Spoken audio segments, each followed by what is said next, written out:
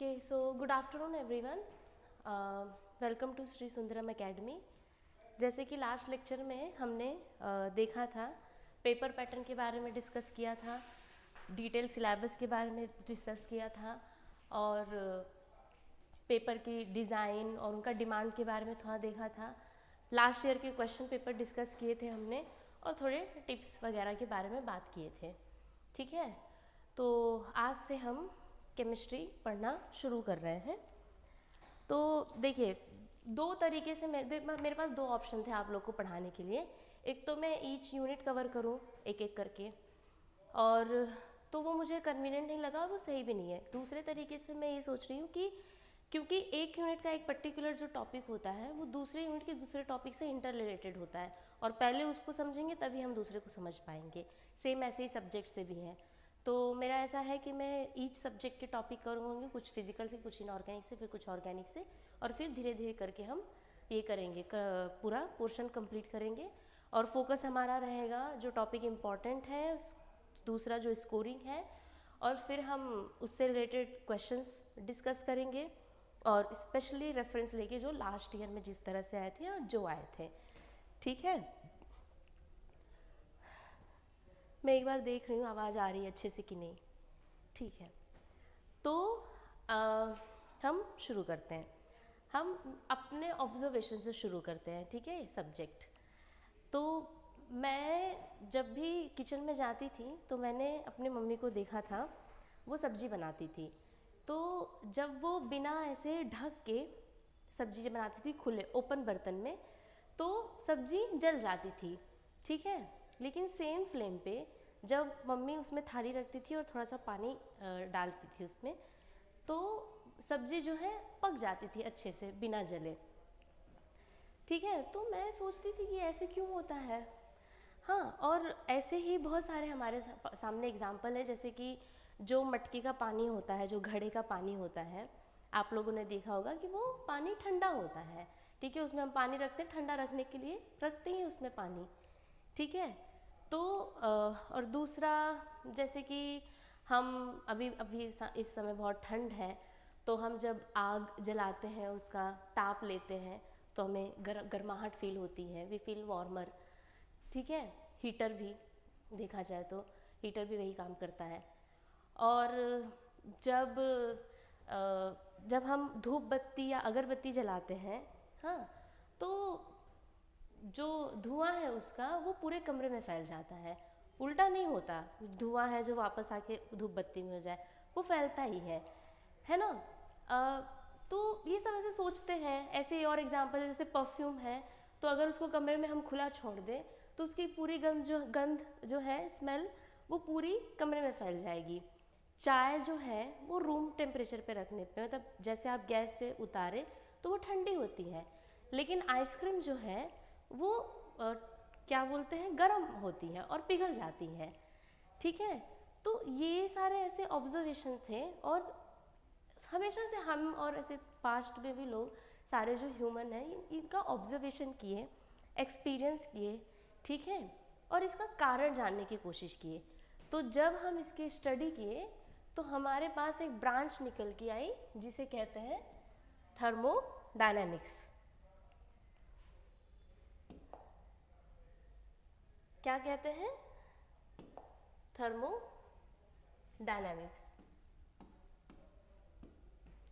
एक मिनट।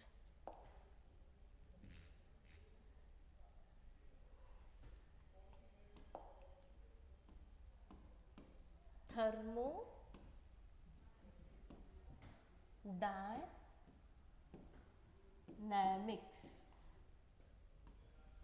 ठीक है, तो आज का हमारा टॉपिक यही रहने वाला है, थर्मोडायनेमिक्स, जो दो लेटर से बना हुआ है, ग्रीक लेटर से बना हुआ है, जिसका लिटरल मीनिंग है थर्मोस मतलब हीट, और डायनामिक्स मतलब फ्लो या फिर मोशन। तो इसका लिटरल मीनिंग क्या हुआ? Flow of heat. हालांकि जो थर्मोडायनेमिक सब्जेक्ट है वो मोर कंप्रेहेंसिव है, मतलब इंक्लूसिव है, सभी टाइप के एनर्जी को लेके चलता है, सिर्फ हीट को नहीं। लेकिन इसका लिटरल मीनिंग, इस वर्ड का मीनिंग ये है। हाँ, तो जो भी ह्यूमन ऑब्जर्वेशन थे, तो पास्ट में जो साइंटिस्ट थे, केमिस्ट थे, फिजिसिस्ट थे, उन्होंने क्या किया, उनकी एक अपने ऑब्जर्वेशन को नोट डाउन किया।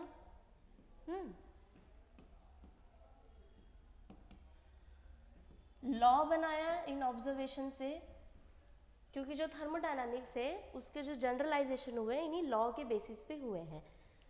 हाँ, और ये लॉ को थोड़ा सा मैथमेटिक इक्वेशन अप्लाई करके समझा गया और समझाया गया, और यही ब्रांच जो निकल के आई हमारी साइंस की, वो थर्मोडायनामिक्स निकल के आई। ठीक है, तो थर्मोडायनामिक्स जो है वो क्या करता है, एनर्जी ट्रांसफ़र, ठीक है, एनर्जी ट्रांसफ़र से डील करता है। अब जो एनर्जी होती है ना, वो अनलाइक मैटर जो है, हम वो इजी होता है, हम देख सकते हैं, फील कर सकते हैं, छू सकते हैं। जैसे ये मैटर है, ये पेपर है, तो हम इसको छू सकते हैं, देख भी सकते हैं। हम हवा है वो फील कर सकते हैं, है ना। तो ये सारी चीज़ें जो मैटर है हमें वो होती है, लेकिन एनर्जी नहीं दिखती। कहाँ पे है एनर्जी? अगर एनर्जी को देखें, फील करें, तो नहीं दिखती, ना छू सकते ना फील कर सकते। अगर कोई बोले कि एनर्जी, पॉइंट करके बोले कि एनर्जी क्या है, तो क्या आप बता पाओगे? नहीं। तो एनर्जी को जाना कैसे जाता है? एनर्जी को जाना, उसको जाना उसके चेंज के द्वारा, उसके इफेक्ट के द्वारा जाना चाहता है। ठीक है, energy is known and recognise by its effect. ठीक है, अब इसका मतलब क्या हुआ? जैसे कि अभी मैंने बताया कि आग से हम ताप लेते हैं और हमें वार्मर फील होता है। ठीक है, तो जो वार्मर फील होना, जो गर्माहट हुई हमें, वो इफ़ेक्ट है। और वो क्यों हुआ? क्योंकि जो आग की एनर्जी थी, जो लकड़ी या कोयला या फिर जिससे भी जलाया गया है, या जो हीटर की जो रेडिएटर होता है, उसकी इलेक्ट्रिकल एनर्जी जो है वो हमारे वहाँ से यहाँ में ट्रांसफ़र हुई। ठीक है, तो जब कॉज होता है, जब इफ़ेक्ट होता है, जब इफ़ेक्ट होता है तो डेफिनेटली उसका कॉज होगा। ठीक है, तो इसी इफ़ेक्ट से ही हम एनर्जी को समझ पाते हैं। और एग्जैक्ट एनर्जी हम फाइंड नहीं कर सकते, मतलब जो बॉडी की टोटल अमाउंट ऑफ एनर्जी होती है, बॉडी की या ऑब्जेक्ट की या सिस्टम की, उसकी टोटल एनर्जी हम नहीं फाइंड आउट कर सकते थर्मोडायनामिक्स के थ्रू। हम सिर्फ एनर्जी चेंज और एनर्जी ट्रांसफ़र ही फाइंड कर सकते हैं। ठीक है, तो अगर हम थर्मोडायनामिक्स को एक सेंटेंस में डिफाइन करें तो क्या होगा?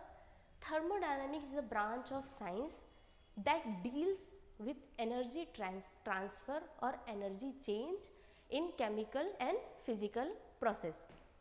ठीक है, और एनर्जी जो है, अगर उसको बोले कि उसका डेफिनेशन अगर बोले, वो तो जानी तो गई उसके इफेक्ट से। अगर उसका डेफिनेशन पूछे तो क्या है? एनर्जी का मतलब होता है कैपेसिटी टू डू वर्क, या कैपेसिटी टू मूव मैटर, या कैपेसिटी टू ट्रांसफ़र हीट। कोई भी हम ये कर सकते, बट हमने क्या बोला? कैपेसिटी टू डू वर्क, मतलब वर्क करने की क्षमता, कार्य करने की क्षमता को हम बोलते हैं ऊर्जा। अब देखते हैं आपकी कितनी ऊर्जा है इस सिलेबस को कंप्लीट करने की और एक एग्ज़ाम क्वालिफाई करने की। ठीक है, सिलेबस अच्छा है, हमारी भी एनर्जी रहेगी बहुत अच्छी आगे कंप्लीट करने की। तो ये है एनर्जी हमारे कैपेसिटी टू डू वर्क। ठीक है, तो energy is known by its effect and it is defined as capacity to do work.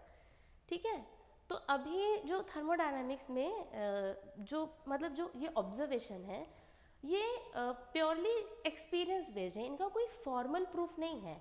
जो थर्मोडायनामिक जनरलाइजेशन है, जो हमारे लॉज हैं, ठीक है, first law, second law, third law, ये सब जो है ऑब्जर्वेशन के बेस्ड हैं और इनका कोई फॉर्मल प्रूफ नहीं है। All that one can say is that इनके लॉ का कोई भी कॉन्ट्ररी जो है वो एग्जिस्ट नहीं करता। ठीक है, मतलब पता ही नहीं है, that nothing contrary to this law has been known. ठीक है, when we consider behaviour of matter in bulk, ये याद रखना, मैंने ये जो वर्ड यूज किया है बिहेवियर, ठीक है, ऑफ मैटर इन बल्क, इसका मीनिंग है हम देखेंगे। और साइंटिस्ट का मानना ये है कि आगे भी इसका जो भी इसके अगेंस्ट इस जो लॉ के अगेंस्ट है वो नहीं पाया जाएगा। इसका मतलब क्या है कि जो लॉ है ये यूनिवर्सल है। यूनिवर्सल कैसे है कि मेरे घड़े में पानी, मेरे घर में जो घड़ा है उसमें पानी ठंडा होता है, तो आपके घर में भी जो घड़ा है उसमें भी पानी ठंडा ही होगा, गर्म नहीं होगा, ठीक है। या फिर दिल्ली में कोई इंसान बैठा है, उसके घर का घड़े का पानी जो है वो गर्म होता हो, नहीं, ये सबका एक्सपीरियंस सेम है, ठीक है। और दूसरा ये मतलब स्पेस से परे, दूसरा टाइम से भी परे है। ऐसा नहीं है कि आज घड़े में पानी तो ठंडा हो रहा है लेकिन 10 दिन बाद नहीं होगा, ठीक है। तो ऐसा नहीं है कि वो मतलब चेंज होता है एक्सपीरियंस, ये एक्सपीरियंस यूनिवर्सल है। तो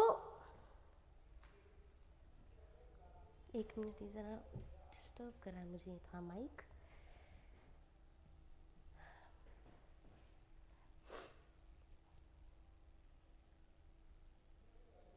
तो जो लॉ है यूनिवर्सल है, ठीक है, और ये स्पेस और टाइम के भी परे है, हर जगह सेम ही रहेगा। इसलिए इनका इसका कॉन्ट्ररी जो है, इसका कॉन्ट्रडिक्शन कहीं नहीं पाया जाएगा। और दूसरा इवन अल्बर्ट आइंस्टाइन ने भी कहा था कि जो थर्मोडायनेमिक्स से जो फिजिकल थियरी है, जो बेसिक प्रिंसिपल है और उसका जो अप्लीकेबिलिटी है ना, इसको कभी भी ओवरथ्रोन नहीं किया जा सकता, मतलब इसको कभी भी हटाया नहीं जा सकता किसी भी कालखंड में। ये इतना ज़्यादा यूनिवर्सल और ये इतना ज़्यादा मान्य है हर जगह। क्यों? क्योंकि थर्मोडायनेमिक्स एक्चुअली नेचर को स्टडी करता है, प्रकृति को स्टडी करता है। ये प्रकृति ही ऐसी है, इस तरह से कार्य करती है, और क्या करती है, कैसे करती है, उसको कैसे समझाया जाए, उसका जवाब हमें थर्मोडायनेमिक्स से मिलता है, जैसे कि मैंने कुछ कुछ ऑब्जर्वेशन बताए। अब क्या होता है, थर्मोडायनेमिक्स जो है वो किन किन क्वेश्चन का आंसर करता है, ठीक है। तो पहले तो हम देखेंगे कि जो थर्मोडायनेमिक्स है, अगर सपोज एक ए रिएक्टेंट है और बी रिएक्टेंट है, तो पहला क्वेश्चन ये है कि ये दोनों रिएक्ट होंगे, ठीक है, होंगे या नहीं होंगे, तो यही इसका थर्मोडायनेमिक्स बताता है। दूसरा किससे कंसर्न करता है ये, अगर ये लोग रिएक्ट हुए, ठीक है, तो कितने एक्सटेंट तक रिएक्ट होंगे, कितने एक्सटेंट तक, मतलब कि कहाँ तक रिएक्ट, मतलब कितने एक्सटेंट होंगे, मतलब at what concentration and at what pressure equilibrium will establish, ठीक है। और थर्मोडायनामिक्स की खास बात यही है कि जो भी प्रोसेस जो है ना इक्विलिब्रियम में होता है,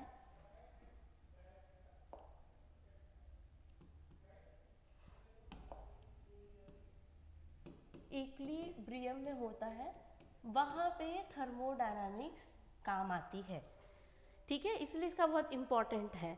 जैसे कि हमारे रॉल्स लॉ है, ठीक है, lowering of vapour pressure, distribution law है, इलेक्ट्रोकेमिस्ट्री है, सरफेस केमिस्ट्री है, केमिकल इक्विलिब्रियम, फेज इक्विलिब्रियम है, ठीक है।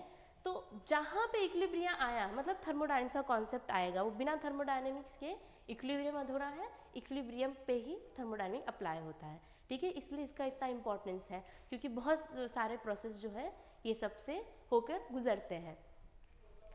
हाँ, तो हम ये तो इम्पोर्टेंस हो गई थर्मोडायनेमिक्स। ये भी, ये दूसरा हम बोल रहे हैं कि कितने एक्सटेंट तक रिएक्शन जाएगा, ठीक है। तीसरा, ये जो रिएक्शन है उसमें जो एनर्जी इन्वॉल्व है, मतलब जो एनर्जी ट्रांसफ़र हो रही है या चेंज हो रही है, वो क्या है, इससे हमें थर्मोडायनेमिक्स से आंसर मिलता है, ठीक है। और थर्मोडायनेमिक हमें क्या बताता है और क्या नहीं बताता है। सबसे पहले तो थर्मोडायनेमिक हमें ये बताता है कि रिएक्शन की फिजिबिलिटी क्या होगी और स्पॉन्टेनिटी क्या होगी। अब फिजिबिलिटी और स्पॉन्टेनिटी का मतलब क्या है कि रिएक्शन संभव है, पॉसिबल है या नहीं, और स्पॉन्टेनिटी का मतलब क्या है, अब मुझे थोड़ा डिस्टर्ब होगा अगर, इफ़ यू डोंट माइंड आप। हाँ ठीक है, थैंक यू। संभव है या नहीं, और कितनी सहजता से होगा, स्पॉन्टेनिटी, सहजता, यानी कि पॉसिबल है कि नहीं है, पॉसिबिलिटी क्या है और कितनी ईज से होगा। मतलब जब रिएक्शन, पहली बात तो रिएक्शन संभव है कि नहीं, अगर रिएक्टेंट ए और रिएक्टेंट बी को मिलाएंगे तो ये रिएक्शन संभव है कि नहीं, ये बताता है। दूसरा ये इसकी स्पॉन्टेनिटी क्या है, मतलब जैसे एक बार स्टार्ट हो गया तो बिना बाधा, without any obstacle, it will go on further and it will go to completion. ठीक है, ये हमें इससे बताता है। लेकिन थर्मोडायनामिक क्या नहीं बताता, ये जो रिएक्शन है उसको कितने फास्ट होगा या कितना स्लो होगा, कितने रेट ऑफ रिएक्शन, कितने रेट से जाएगा, वो हमें नहीं बताता है। ठीक है, दूसरा रिएक्शन कैसे जाता है, एक तो रेट, और दूसरा रिएक्शन कैसे जाता है, हाउ इट प्रोड्यूस, मतलब कौन सा पाथ फॉलो करता है, उसका रिएक्शन मैकेनिज्म क्या है, वो हमें थर्मोडायनामिक्स से नहीं बताता। ये लिमिटेशन है थर्मोडायनामिक्स की, वो सिर्फ इनिशियल स्टेज की बात करता है और फाइनल स्टेज की बात करता है। वो किस तरह से फाइनल स्टेज पे पहुंचा, जो सिस्टम है हमारा, ठीक है, यहाँ से पहुंचा, ये पाथ फॉलो किया या ये पाथ फॉलो किया, ये नहीं बताता, सिर्फ इसके बारे में बताता है, इसके बारे में, यानी कि चेंज ऑफ स्टेट के बारे में हमें थर्मोडायनामिक्स से पता चलता है। ठीक है,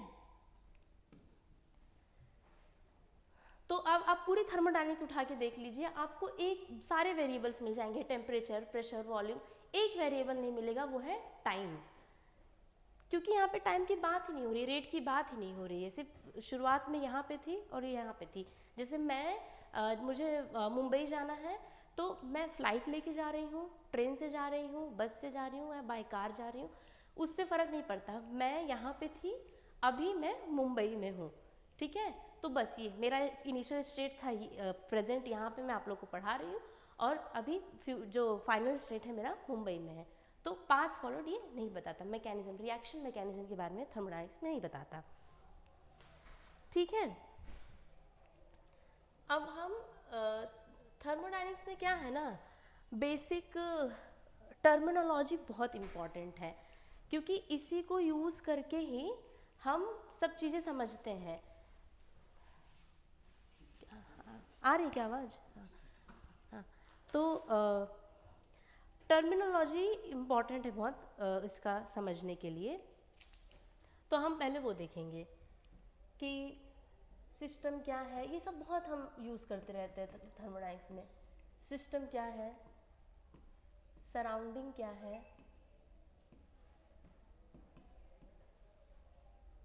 यूनिवर्स क्या है,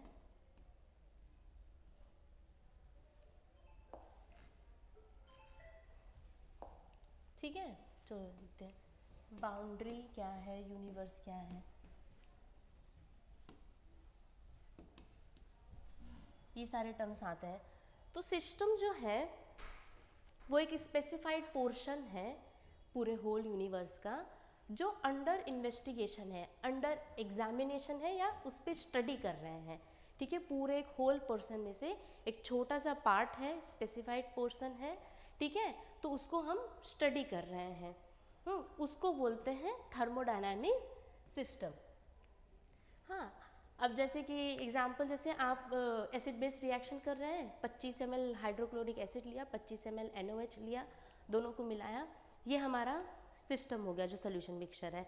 बाकी का जो रेस्ट बचा, जो बीकर है, जो जिस लैब में ये काम हो रहा है, और बाहर का पूरा जो सपोज कॉलेज में आप, तो ये पूरा यूनिवर्स है। बट जो इसका इफ़ेक्ट है वो लिमिटेड होता है, क्लोज विसिनिटी में होता है, इसलिए सराउंडिंग को नॉर्मली हम क्लोज में लिखते हैं, मतलब क्योंकि इसका जो इफ़ेक्ट है सिस्टम और सराउंडिंग का, जो सिस्टम का जो इफ़ेक्ट है सराउंडिंग पे, वो लिमिटेड विसिनिटी में होता है। हाँ, यूनिवर्स पूरा ही है, तो इसलिए हम नॉर्मली स्टडी में सराउंडिंग को क्लोज विसिनिटी ही रखते हैं। ठीक है, अब सराउंडिंग क्या है, सराउंडिंग ये है other than system is surrounding, जो कि इंटरैक्ट कर सकता है सिस्टम से। ठीक है। इंटरैक्ट कर सकता है, कैसे इंटरैक्ट कर सकता है? एनर्जी ट्रांसफर से और मैटर ट्रांसफर से, या फिर दोनों में से कोई एक, ठीक है। तो सिस्टम के साथ जो इंटरैक्ट कर सकता है अदर देन सिस्टम, वो सराउंडिंग है।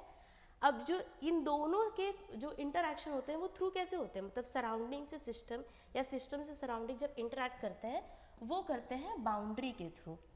मतलब कि ये है आपका बीकर, ठीक है, इसमें आपका वही एसिड बेस मिक्सचर रखा हुआ है, तो ये हमारा हो गया सिस्टम। ये सपोज ये वहाँ पे वाटर बाथ रखा हुआ है, ठीक है, तो ये हमारा हो गया सराउंडिंग। इनफैक्ट पूरा ही जो भी है अदर देन दैट, बट ये जो ये है इससे क्लोज विसिनिटी, इसका इफेक्ट सबसे ज़्यादा यहीं पे आएगा, तो ये हो गया सराउंडिंग। ये जो बीकर की जो बाउंड्री है, ये जो बीकर है, ठीक है, इसका वॉल है, ये हमारा बाउंड्री है, क्योंकि इसी के थ्रू जो है जो सिस्टम और सराउंडिंग जो है इंटरैक्ट कर रहे हैं, ठीक है। और ये जो बाउंड्री होती है वो रियल भी हो सकती है, जैसे कि इस केस में रियल है वॉल ऑफ बीकर। इमेजिनरी भी हो सकती है। इमेजिनरी कैसे होगी कि जब हम सोलर सिस्टम पढ़ते हैं ना, तो हम किसी प्लैनेट के बारे में पढ़ रहे हैं तो हम एक इमेजिनरी बाउंड्री बना के पढ़ते हैं, ठीक है। रिजिड भी हो सकती है, नॉन रिजिड भी हो सकती है, ठीक है। कंडक्टिंग हो सकती है, नॉन कंडक्टिंग हो सकती है, मतलब हीट का कंडक्शन हो सकता है, फ्लो हो सकता है, और या तो नहीं हो सकता। कंडक्टिंग को हम मतलब ऐसे नॉन कंडक्टिव को डायाथर्मिक और I am forgetting one word ऐसे बोलते हैं, ठीक है। तो ये हो गया बाउंड्री। अब ये पूरा जो है इसको बोल देते हैं हम यूनिवर्स। यूनिवर्स क्या है?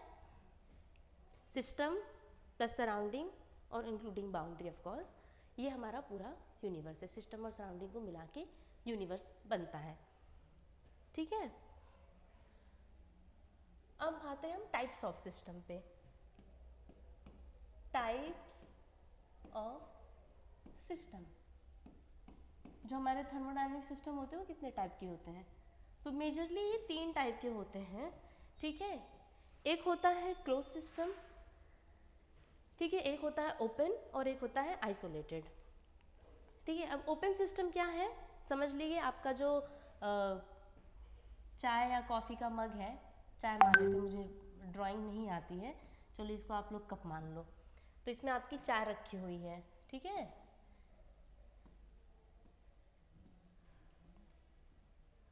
ठीक है, वैसे ठीक ठाक है, इतना बुरा भी नहीं है। तो ये हमारी चाय की जो ये है, ये ओपन सिस्टम है। कैसे है? इसमें हीट है, हाँ, सपोज ये पर्टिकुलर 50 डिग्री टेम्परेचर पे है, हीट जो है सराउंडिंग के साथ एक्सचेंज हो रही है, हीट एनर्जी एक्सचेंज हो रही है सराउंडिंग के साथ, और ये थोड़े टाइम बाद रूम टेम्परेचर पे आ जाएगा, ठंडा हो जाएगा। और इससे जो है ये वेपर्स निकल रहे हैं, ये क्या है? वाटर वेपर्स निकल रहे हैं। तो ये क्या निकल रहा है? मैटर निकल रहा है। मैटर भी सराउंडिंग के साथ एक्सचेंज हो रहा है, जा रहा है। सपोज बारिश आ गई तो बारिश का पानी इसके अंदर चला जा सकता है, मतलब एक्सचेंज हो रहा है। तो ओपन सिस्टम वो होता है जिसमें energy as well as matter जो है एक्सचेंज होते हैं। ये हमारा हो गया ओपन सिस्टम। अभी इसी को हम बंद कर देते हैं, एक प्लेट लगा देते हैं,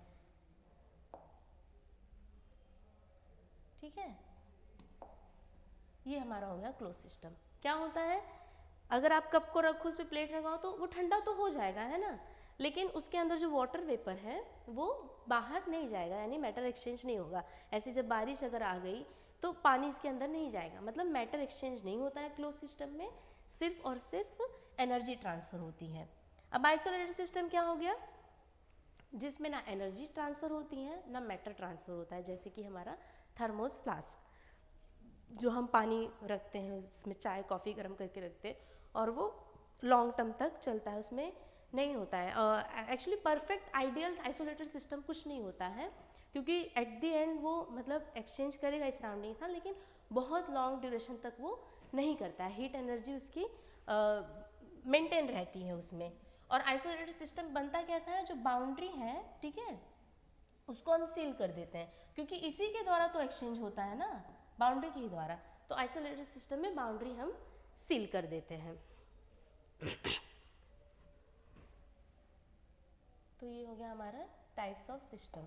3 टाइप के होते हैं, ओपन, क्लोज और आइसोलेटेड सिस्टम। 1 मिनट।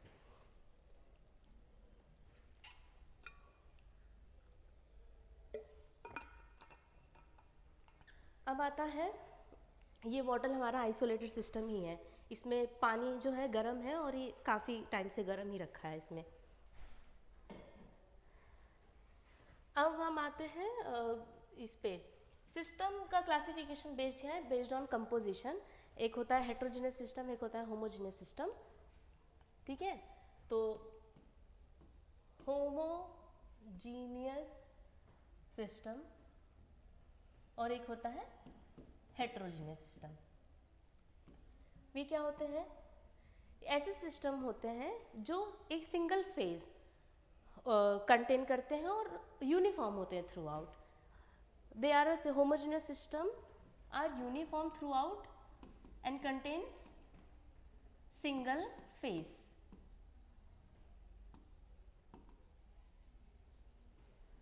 और हेट्रो क्या होता है?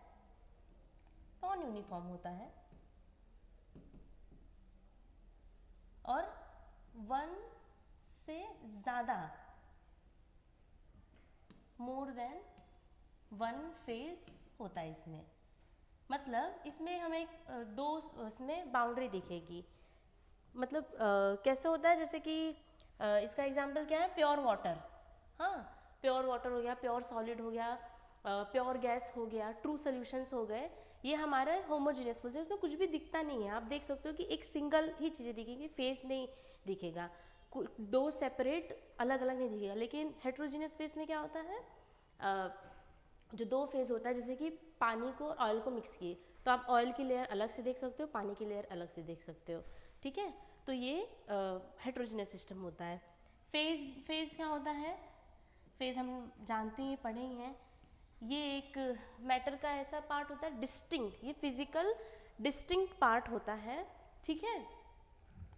और जो मैकेनिकली सेपरेबल है, मतलब मैकेनिकल सेपरेशन जो टेक्निक है, मतलब हाथ से हटा देना। जैसे अभी ऑयल है, वाटर है, तो ऑयल को आप टिल्ट करोगे तो ऑयल निकल आएगा, पानी अलग हो जाएगा। हाँ, मैग्नेटिक सेपरेशन होता है, जैसे आयरन है और अदर मेटल है तो वो आयरन पिक हो जाएगा मैग्नेटिक से। तो जो ऐसे सेपरेशंस के थ्रू हम फेस को 2 फेस को अलग कर सकते हैं। तो ये क्या होता है? एक सिंगल फिजिकल सिंगल, ठीक है, सिंगल फिजिकली डिस्टिंक्ट पार्ट होता है, ठीक है, मैटर का, जो मैकेनिकली सेपरेट कर सकते हैं जिसको, ठीक है। इतना क्लियर हो गया। अब हम देखते हैं कि थर्मोडायनेमिक्स प्रॉपर्टी क्या होती है। थर्मोडायनामिक प्रॉपर्टी,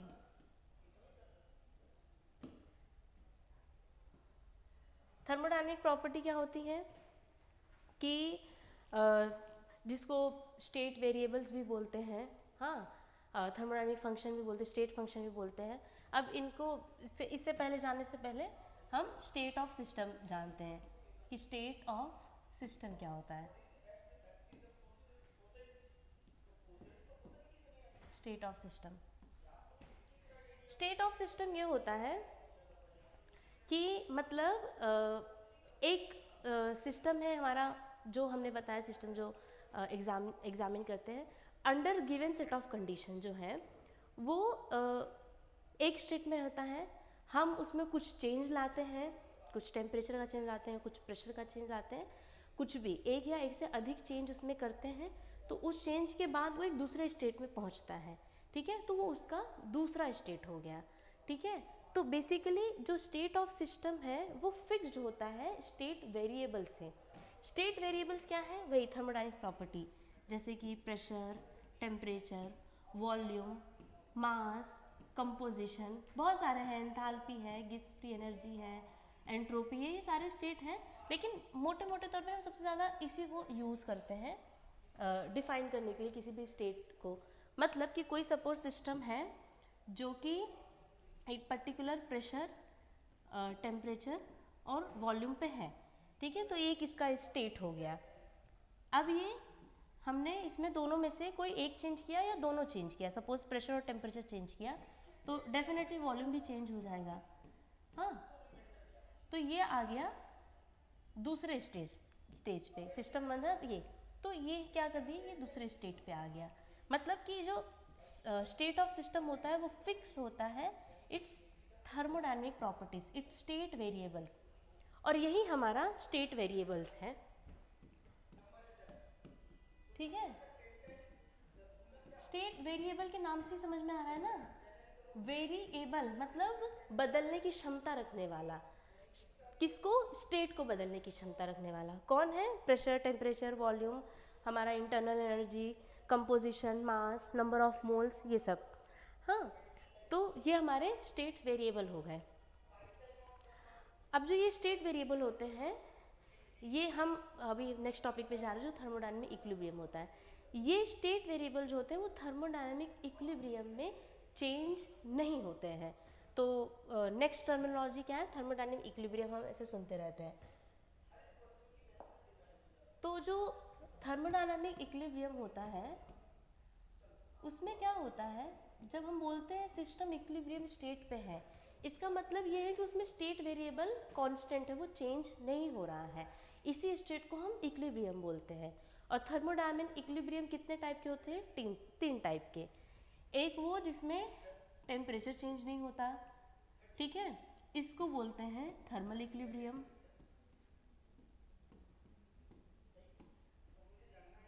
एक वो जिसमें प्रेशर चेंज नहीं होता, प्रेशर कांस्टेंट होता है उस स्टेट में, इसको बोलते हैं मैकेनिकल इक्विलिब्रियम।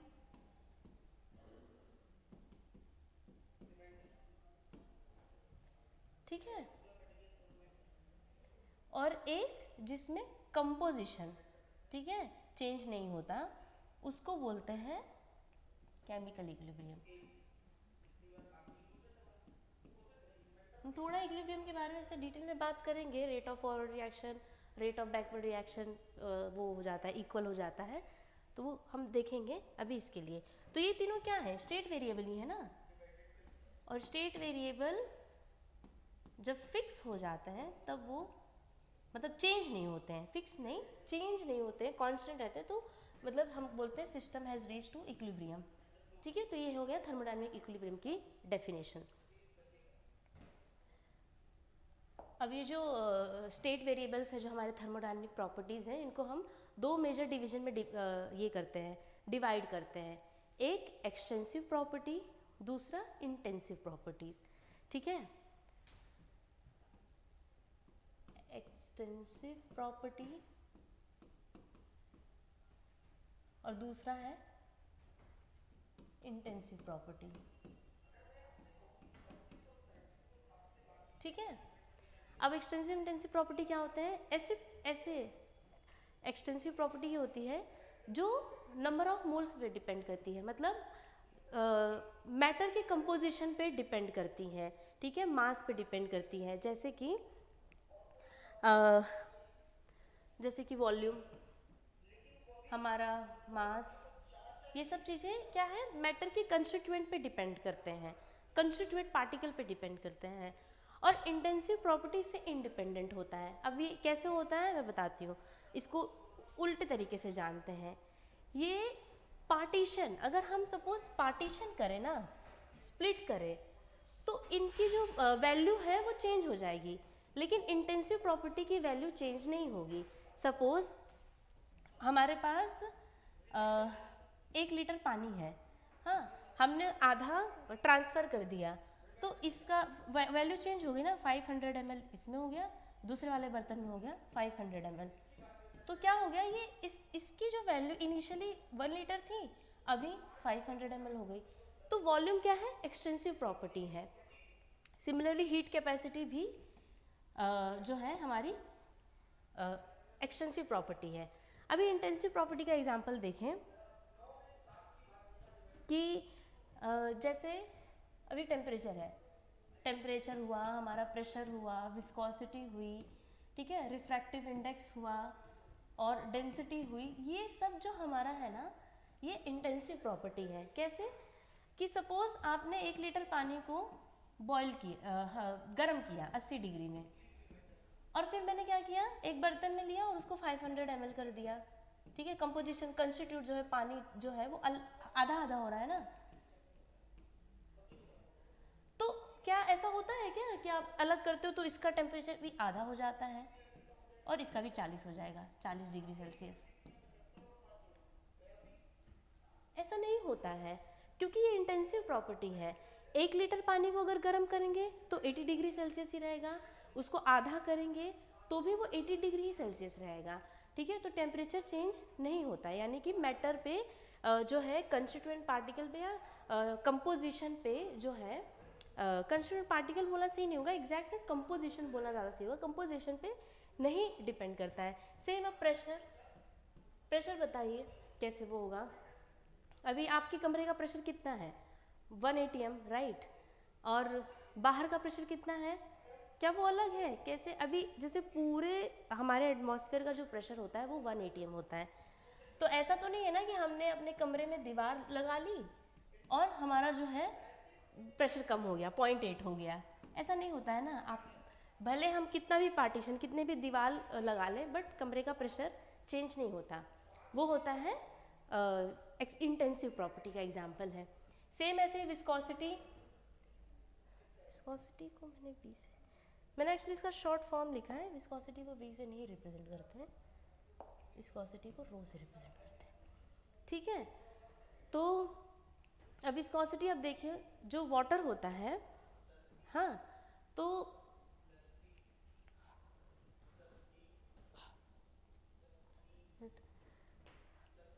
एक जो वाटर मॉलिक्यूल होता है उसका 1 लीटर की विस्कोसिटी भी उतनी ही होगी, 1 ml की भी विस्कोसिटी उतनी होगी। विस्कोसिटी क्या होता है? Resistance to flow. ठीक है, तो ऐसा नहीं है कि 1 लीटर पानी लिया तो वो बहुत गाढ़ा हो जाएगा और 1 ml पानी लिया तो वो बहुत ही मतलब पतला है। ऐसा नहीं है, पानी जितनी जो उसका पतलापन है वो उतना ही है। ठीक है, चाहे वो 1 लीटर हो, चाहे 10 लीटर हो, चाहे 1000 लीटर हो, चाहे वो 0.1 ml हो, तो विस्कोसिटी भी जो है इस इंटेंसिव प्रॉपर्टी है। ऐसे ही डेंसिटी भी इंटेंसिव प्रॉपर्टी है। वाटर की डेंसिटी एक ही होती है, ऐसा नहीं कि 10 ml की डेंसिटी अलग होगी या 20 ml की density. I hope you get it. अब इसके थोड़े फीचर्स देख लेते हैं इस प्रॉपर्टी के। एक तो एक्सटेंसिव प्रॉपर्टी जो होती है, अगर 3-4 कंपोजिशन मिलके बनते हैं तो वो सारे कंपोजिशन पे डिपेंड करेगी। ऐसा नहीं है कि जैसे ए है, बी है और सी, 3 अलग अलग हमने रिएक्टेंट लिए और उनको मिक्स किया तो वो सिर्फ एक ही के नहीं, ये तीनों के कंपोजिशन पे ही डिपेंड करेगी। ऐसा नहीं कि सिर्फ ए पे डिपेंड करेगी। तो इनका नंबर ऑफ मोल है सपोज N1, N2 और N3, तो वो तीनों पे डिपेंड करेगी। दूसरा, एक्सटेंसिव प्रॉपर्टी एडिटिव होती है, मतलब कि अगर 2 एक्सटेंसिव प्रॉपर्टी को ऐड करके हमें तीसरी एक्सटेंसिव प्रॉपर्टी मिलती है। सपोज ये x है, ठीक है, और ये दूसरी एक्सटेंसिव प्रॉपर्टी है y। एक्सटेंसिव मैं बोल रही हूँ, ध्यान रखना। जब हम इनको ऐड करेंगे जो तीसरी प्रॉपर्टी मिलेगी वो भी हमें एक्सटेंसिव प्रॉपर्टी ही मिलेगी। ठीक है, वही इंटेंसिव प्रॉपर्टी में क्या होता है? इंटेंसिव प्रॉपर्टी में होता है कि उसका मल्टीप्लिकेशन हो, उसका सम हो यानी कि ऐड हो, या उसका डिवाइड करे, या फिर इसमें चेंज लाए। ठीक है, change in x divide by change in y और उसका रेशियो निकाले, हमेशा हमें इंटेंसिव प्रॉपर्टी ही मिलेगी। लेकिन अगर एक्सटेंसिव प्रॉपर्टी ये तो एडिटिव होती है, बट अगर हम मल्टीप्लाई करें या डिवाइड करें या चेंज करें एक्सटेंसिव प्रॉपर्टी को, तो हमें क्या मिलता है? इंटेंसिव प्रॉपर्टी मिलता है। ठीक है, चलो एक एग्जांपल से समझते हैं। सपोज डेंसिटी को लेते हैं। सपोज मास है हमारा, क्या है? Extensive property, right. वॉल्यूम क्या है? Extensive property. इनको डिवाइड किए, क्या मिला? डेंसिटी, जो क्या है? इंटेंसिव प्रॉपर्टी है, ठीक है, हम लिखते हैं ना ग्राम पर ml। हाँ, अब इनके चेंज को भी देखें, अगर सपोज ये स्टार्टिंग में 5 ml लिए थे पानी का, 5 ml लिए उसका वॉल्यूम, सॉरी 5 ग्राम,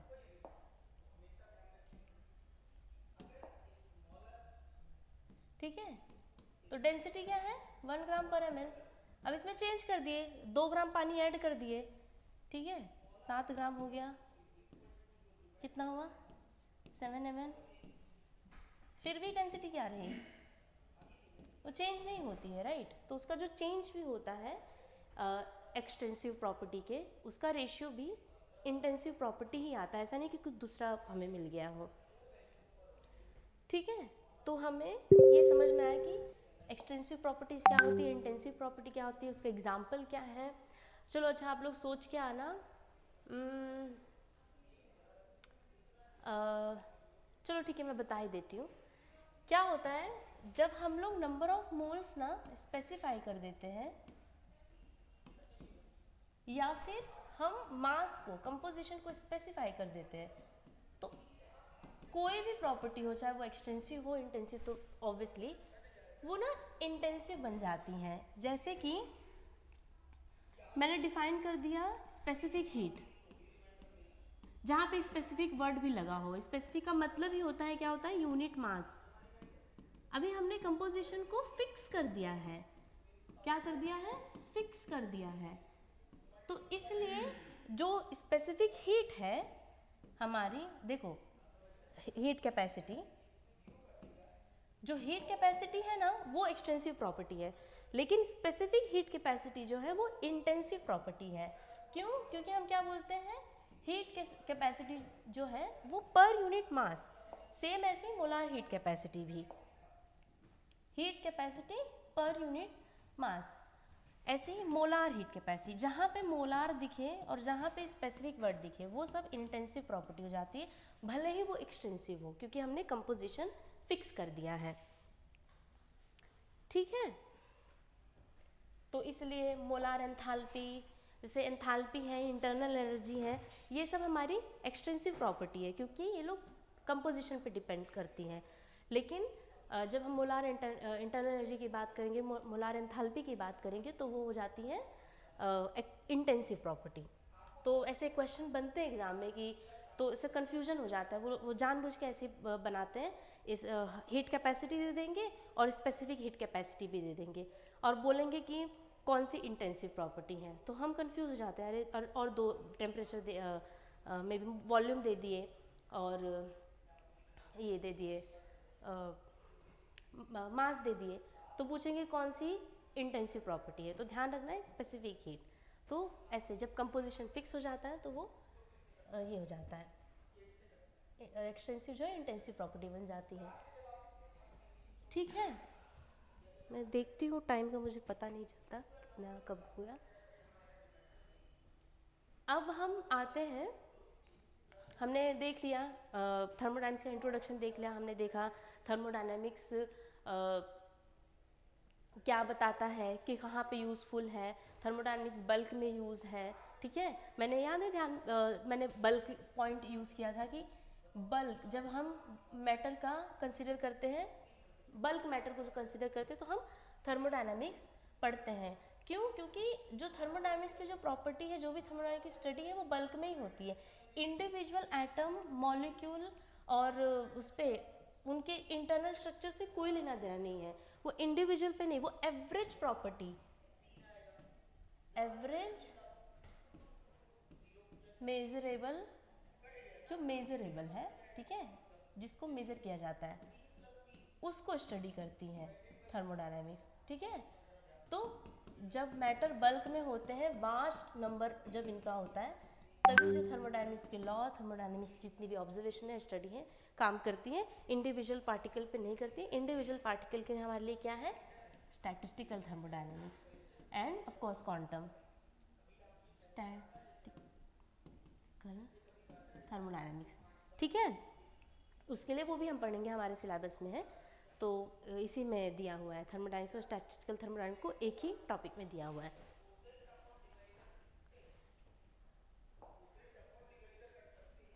अभी टाइप ऑफ सिस्टम वगैरह पढ़े। अब हम आते हैं थर्मोडायनेमिक्स प्रोसेस पे।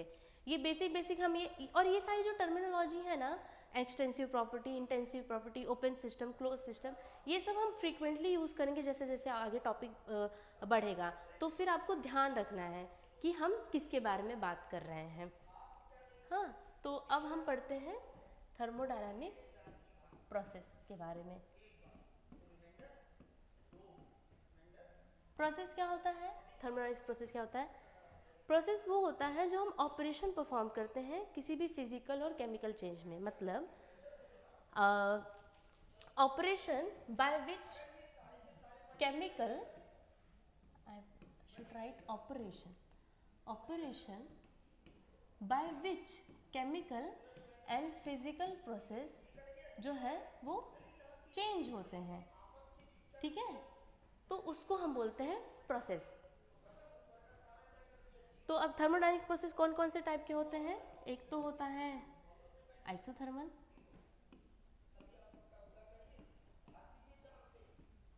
ठीक है, दूसरा होता है एडियाबैटिक,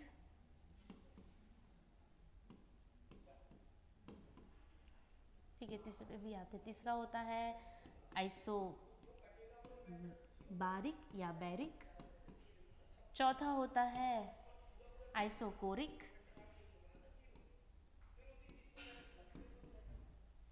और पांचवा होता है हमारा साइक्लिक, ठीक है। आइसोथर्मल प्रोसेस क्या होता है?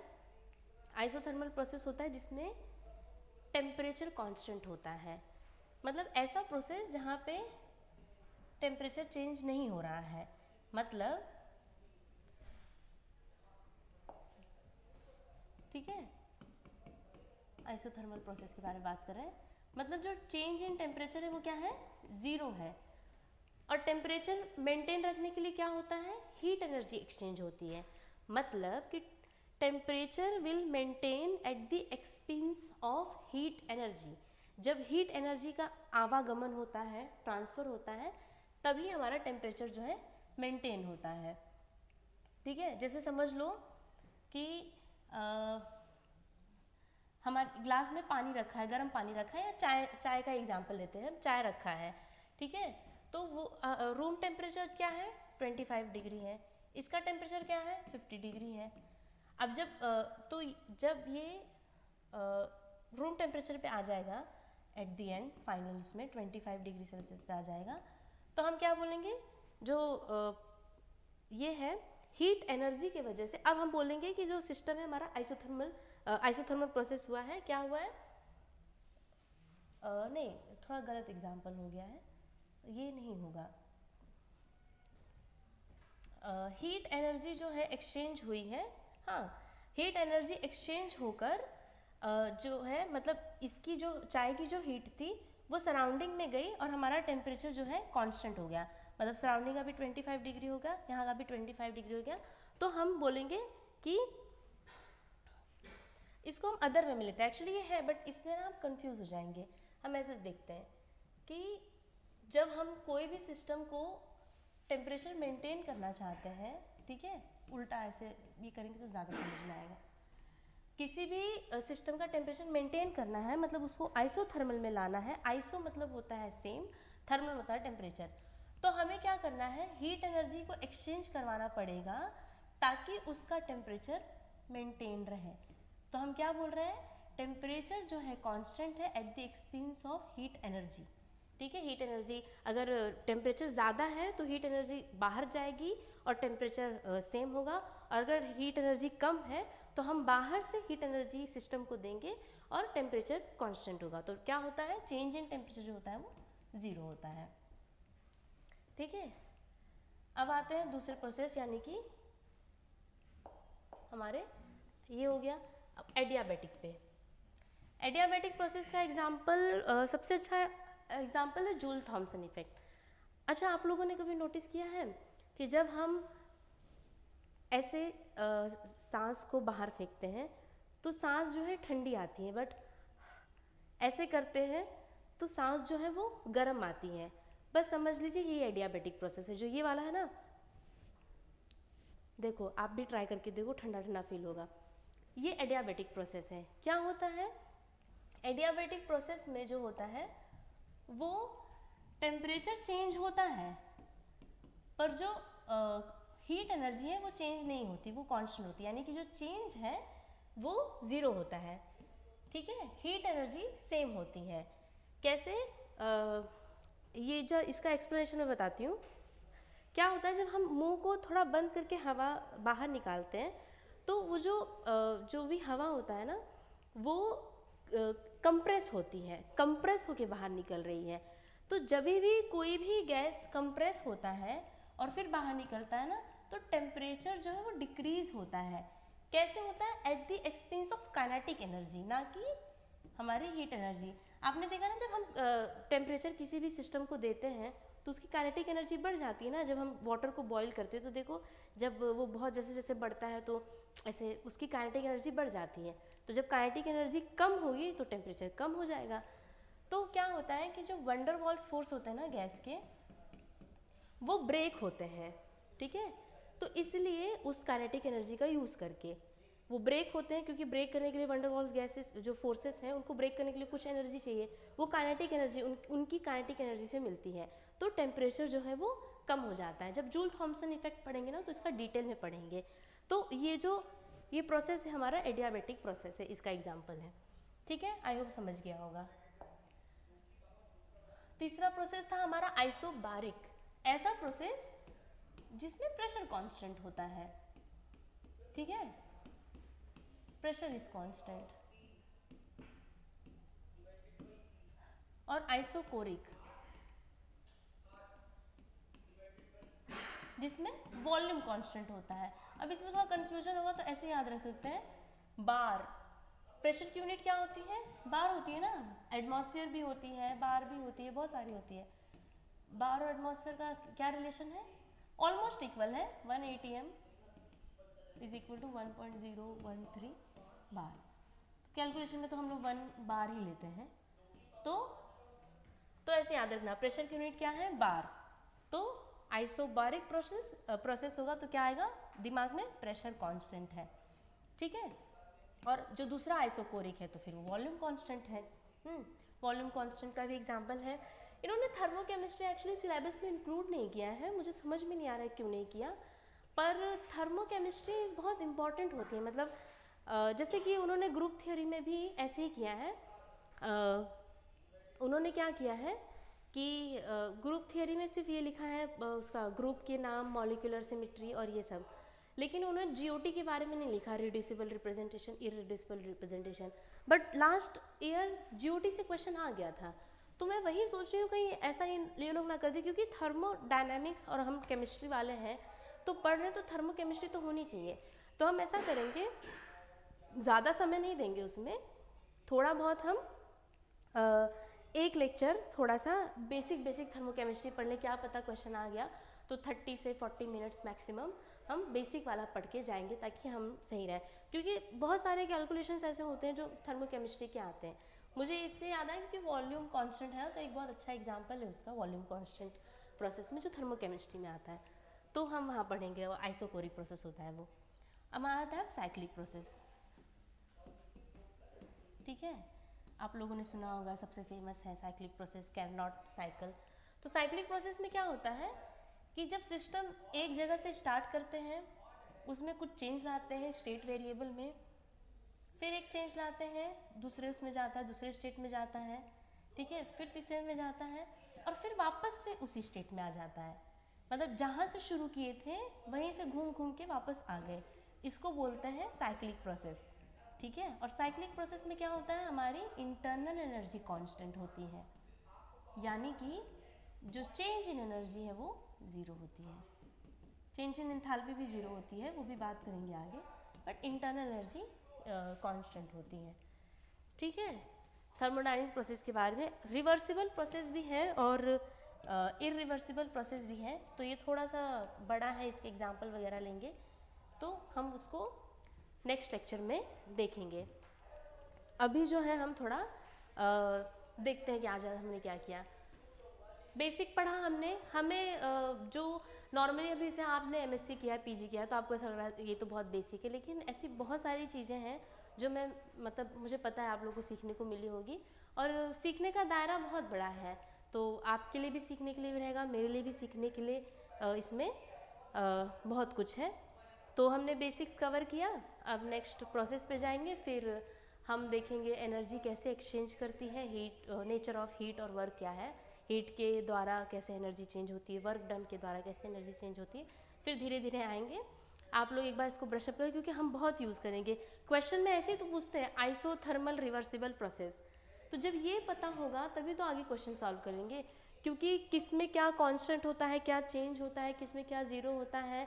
कभी कभी तो 1 सेकेंड में अगर सारे प्रोसेस ये हो ना तो 1 सेकेंड में हम बोल देते हैं कि अरे वैल्यूज़ दे देंगे वो लोग भर भर के, हम उसको कैलकुलेट करते रहेंगे। लेकिन अगर ये टर्मिनोलॉजी अच्छे से पता होगी ना तो हमें पता है कि अच्छा एडियाबेटिक प्रोसेस दिया है, मतलब एडियाबेटिक प्रोसेस दिया है, हाँ, तो क्या डी क्यू तो ज़ीरो हो गया, तो वहाँ पे हमें वैल्यू ज़ीरो रखनी। कभी कभी वैल्यू नहीं देता, सिर्फ प्रोसेस का नाम लिख देता है, तो हम सोचते हैं फॉर्मूला में क्यों आ रहा है, अरे कहाँ पे वैल्यू तो दी नहीं हुई है।